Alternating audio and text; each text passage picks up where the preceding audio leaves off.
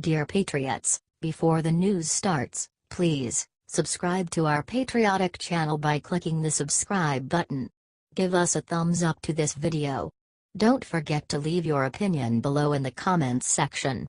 Share the news on Facebook and Twitter so you friends see it. Thank you. Tom Perez sick response to Dossier funding will have Americans everywhere fuming. Democratic National Committee Chairman Tom Perez gave his first national press conference since the Washington Post, and it was about as bad as anyone would expect. First, Perez took the line the Democrats seem to be defending the Fusion GPS dossier was totally justified opposition research. Opposition research is not simply something that ought to be done, it would be malpractice not to do it. When reporters asked more about the DNC's role in funding the Fusion GPS dossier, how much money was spent, which DNC employee interfaced with Fusion GPS, who authorized the payments, Perez gave no definitive answers. Despite apparently having no answer, Perez told reporters that he has not ordered an internal investigation into the matter within the DNC. And then, true to form, Perez went on to say the Trump campaign was the one who had colluded with Russians. We know that we were hacked by the Russians at the DNC. We now know from yesterday that Trump and the Russians were in regular contact. They weren't getting together to trade vodka recipes. They were getting together to affect the outcome of the race in 2016. It continuously amazes me how Democrats can cry foul over Donald Trump Jr.'s 10-minute meeting with a Russian lawyer that produced no information, yet staunchly defend spending millions of dollars to produce a dossier loaded with information from a variety of Russian sources. Share it out if you're sick of the DNC's BS. HT Daily Caller.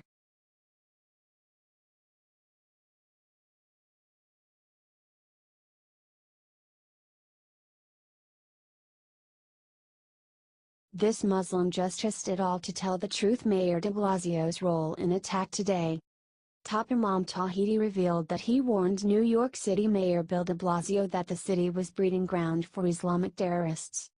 About #NYC terrorist attack, I personally sent letters to Mayor de Blasio online and in person about terrorist breeding in NYC. He did nothing. In 2016, I told Mayor de Blasio that I was in NYC and noticed some hot radical centers. I was willing to point out serious cases. Ignored. Not only am I a Muslim imam who understands the threat of Islamic extremism, I also hold a certificate in counterterrorism. Now what? Said Imam Tawhidi. It looks like Bill de Blasio really dropped the ball here. What do you expect? He is a Democrat. The terrorist's name was Saifullah Saipov from Tampa, Florida. He was of Arab descent and is a Muslim. Here is his pic below. Share this to expose Bill de Blasio. We need to get this out there. The entire Democratic Party thinks that terrorism is a joke, and that's scarier than anything that you'll see this Halloween. We need to make America terror-free again.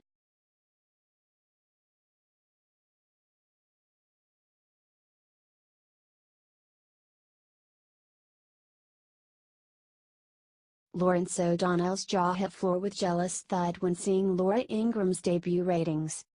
Lawrence O'Donnell and his anti-Trump act was getting tired. For most people.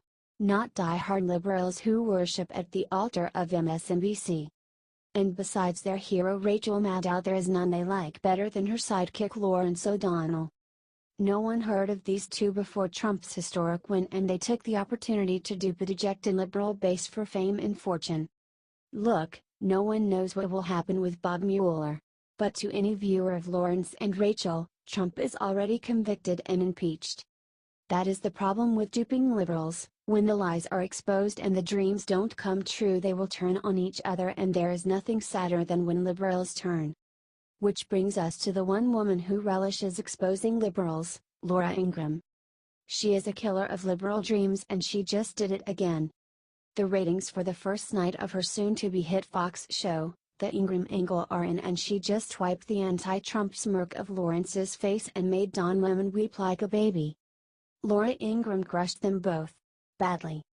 According to The Wrap, Ingraham got 3.27 million viewers overall. MSNBC's Last Word with Lawrence O'Donnell got crushed, getting only 2.6 million viewers. While over at CNN, Don Lemon was weeping like a baby after only mustering 1.34 million viewers. The king is dead, long live the queen. Share if you agree.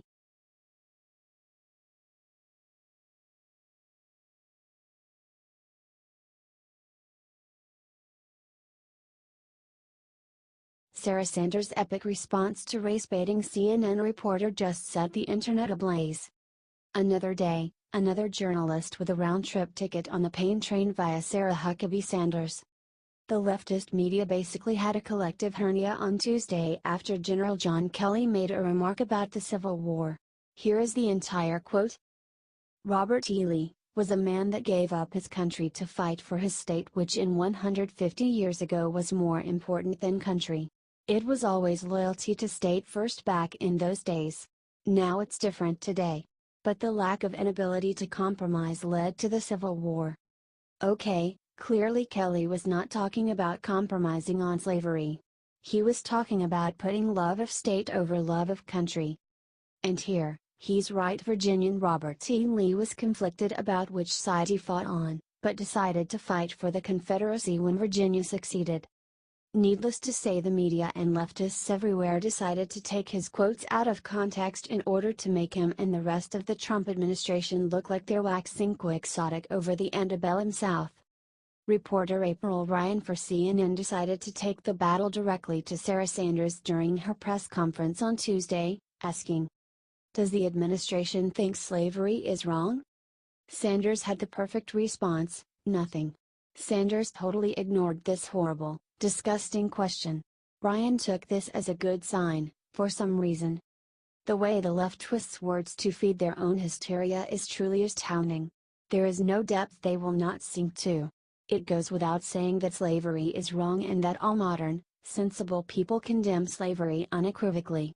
That leftists are sullying our national discourse with this nonsense shows how desperate they are for any political capital or moral high ground. Luckily, Sarah Sanders didn't take the bait. H.T. Washington Examiner.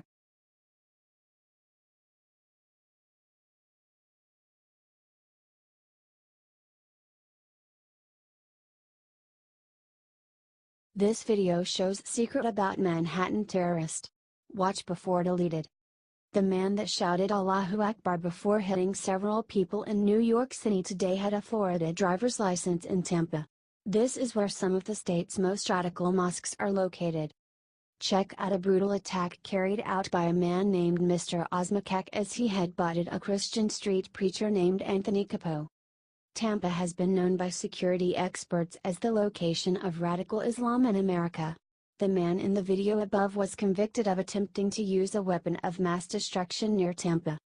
He may go to the same mosque as the terror suspect in Manhattan today. He went to the Dar es Salaam Mosque, is also known as the Islamic Society of New Tampa, ISNET. Share this before the media covers it up. This guy got into the country when Obama was president. Get this out there.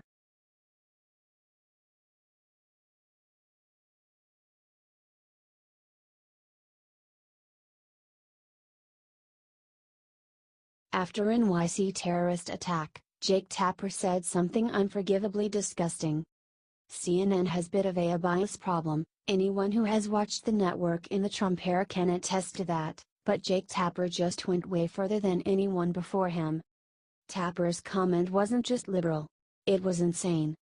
In the aftermath of the terrorist attack in New York Tuesday morning, Tapper praised the phrase Allahu Akbar. This wasn't just poor timing, either. He literally said it in response to the truck attack that left at least 6 dead. The Arabic chant Allahu Akbar, God is great, sometimes said under the most beautiful of circumstances, the host began, and too often we hear of it being said in moments like this. As an American, in what context has Tapper heard Allahu Akbar in moments of beauty? How often has he reported on that phrase separate from a terrorist attack? The answer to that second question is probably never. Tapper is just using this moment to try and protect the Muslim community. The left refused to acknowledge the religion's deeply troubling ties to radical extremism, so they spout idiotic and insensitive garbage such as this. Maybe Tapper is right in theory, but why now? Why do the left refuse to condemn radical Islamic extremism without qualification? This isn't a time to find beauty. We must find the problem and identify it. Comment shame on Tapper. Share if you think Tapper's comments were inappropriate. We need to get tough on terror, not try to find beauty in it.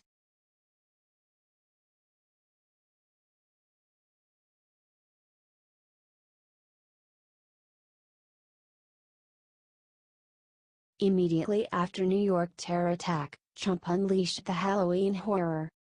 Trump is unleashing the Halloween horror on terrorists. After the Manhattan terror attack today, Trump is not messing around. An Islamic jihadist killed 8 people and injured several more. Trump gave the order. He ordered the Department of Homeland Security to strengthen its extreme vetting program. I have just ordered Homeland Security to step up our already extreme vetting program. Being politically correct is fine, but not for this, tweeted President Trump. Details have emerged about the terrorist at this point. He immigrated to the United States under President Obama in 2010. He is 29 years old and was a Florida resident. According to NBC's Tom Winter, a note was written by Saipov pledging his allegiance to ISIS. Share this if you think that we need to have extreme vetting in this country. It's very damn simple, y'all. If you don't want terrorists in the country, then don't let them in. God bless and protect the United States.